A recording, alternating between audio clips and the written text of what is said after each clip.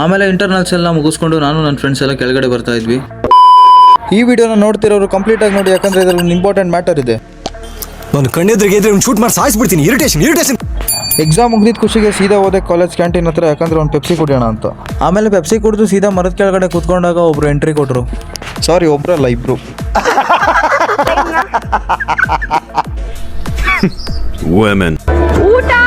ಊಟ ಆಯ್ತಾ?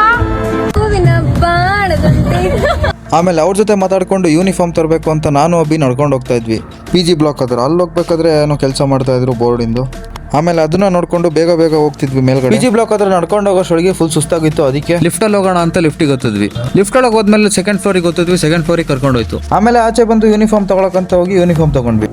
ಆ ಇಂಪಾರ್ಟೆಂಟ್ ಮ್ಯಾಟರ್ ಏನಪ್ಪಾ ಅಂದ್ರೆ ಪ್ರೊಫೈಲ್ ಪಿಕ್ ನ ಚೇಂಜ್ ಮಾಡೋಣ ಅಂತ. ಈ ತರ ಇದ್ದಿದ್ದ ಫೋಟೋನ ಹಿಂಗ್ ಮಾಡೋಣ ಅಂತ ಅನ್ಕೊಂಡಿರೋದು. ಅದಕ್ಕೆ ಆದಷ್ಟು ಬೇಗ ಎಲ್ಲರೂ ಕಮೆಂಟ್ ಹಾಕ್ಬಿಡಿ, ಈ ಪ್ರೊಫೈಲ್ ಪಿಕ್ ನ ಚೇಂಜ್ ಮಾಡೋದ ಬೇಡವಾ ಅಂತ. ಈ ವಿಡಿಯೋ ನೋಡಿದವರು ಒಂದೊಂದು ಫಾಲೋ ಹಾಕ್ಬಿಡಿ ಫ್ರೆಂಡ್ಸ್, ಯಾಕಂದ್ರೆ ನಿಮ್ಮ ಸಪೋರ್ಟ್ ಇಲ್ದಲೆ ನಾವು ಸೋಷಿಯಲ್ ಮೀಡಿಯಾದಲ್ಲಿ ಏನು ಮಾಡೋಕ್ಕಾಗಲ್ಲ.